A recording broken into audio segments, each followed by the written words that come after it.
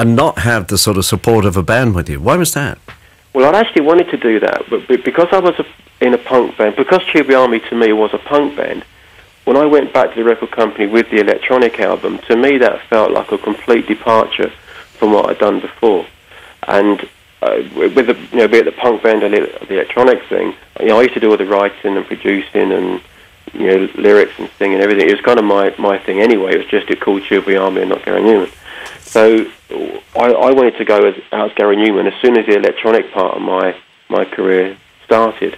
But the record company were reluctant to do that because they felt they'd invested in the name Tube Army and they'd developed it a little bit, which I didn't really agree with, to be honest.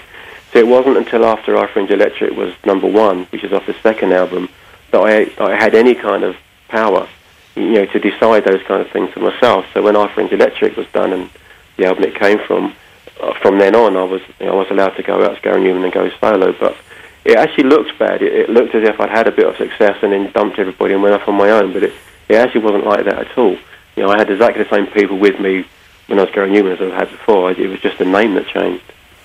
Now, there's the 30th anniversary edition of The Pleasure Principle that's on release now. But on the first release back in 1979, I mean, what a major breakthrough, really.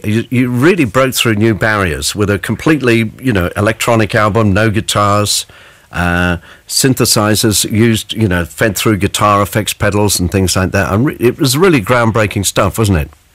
Yeah. Well, at the time, I was just kind of really enjoying the fact that I discovered synthesizers, and every day in the studio was like an exploration into new sounds and so on. I was just having such a brilliant time with it.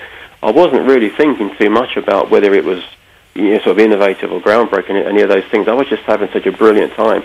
I knew that I was part of something new. I knew that the electronic music thing was a new kind of music, and it certainly had its critics. There was a lot of hostility towards it.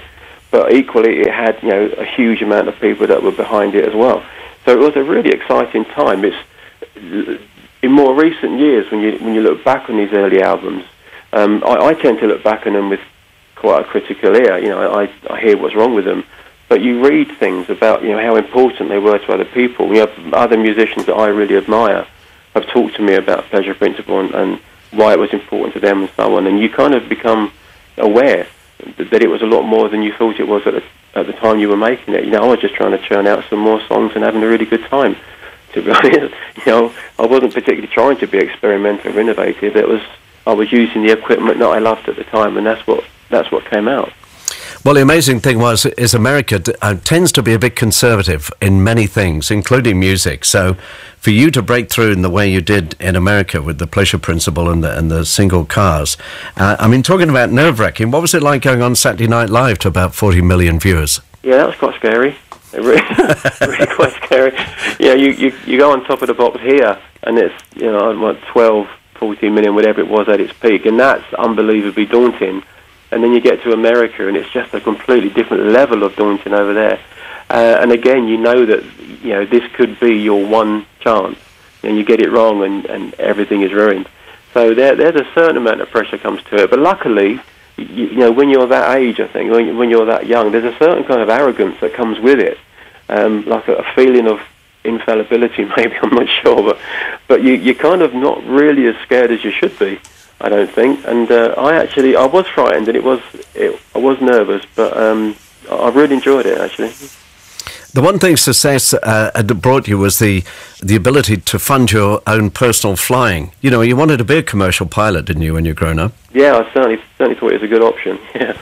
Are you still flying much these days? Not as much at the moment. No, my because of obviously the money you make from making records and stuff, and I was able to buy my own aeroplanes, and that eventually led me into historic aeroplanes, and I became an air display pilot. So I would do low-level aerobatics at air shows all over Europe, and became quite good at that. I was in formation teams, and I taught at one point. I became an evaluator for the Civil Aviation Authority, so I kind of really established myself doing that and loved every second of it. And then I got married and children came along. I've got 3 children now, and to be honest, display flying is quite dangerous. I was the first team I was in of 6 people. Only 2 of us are left alive now, me and one other. So there's quite a high turnover of people, unfortunately. It can be quite sad, and so I thought it was probably not the thing to be doing anymore as a father of 3 little girls. But I do miss it, to be honest. It really is unbelievably exciting. Yeah, I can imagine.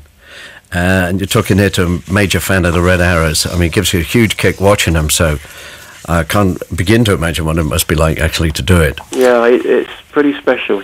Well, listen, thank you for your time, Gary, and congrats on the anniversary expanded edition of the album. Thank you. And enjoy the tour. Thank you very much. Thank you. Thank you. Gary Numan, the album The Pleasure Principle is on release again now on its 30th anniversary, and there's a tour tying in with that which kicks off on the 17th of November at the Dome in Brighton and then plays all the usual places like Southampton, Cardiff, Sheffield, the O2, Edinburgh, Glasgow, all around the country. So look out for Gary Numan on tour.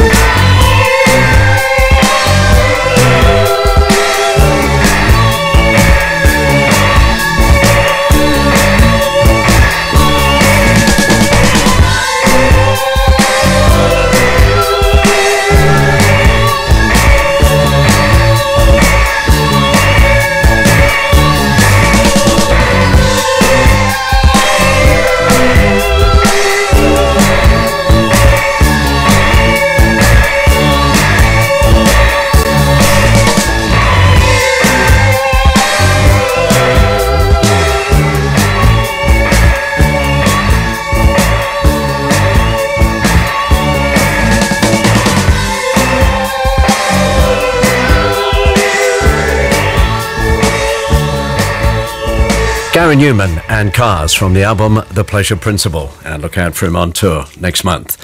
Sounds of the 70s with Joe Walsh right after this. This week, Friday night, is Andy Williams night.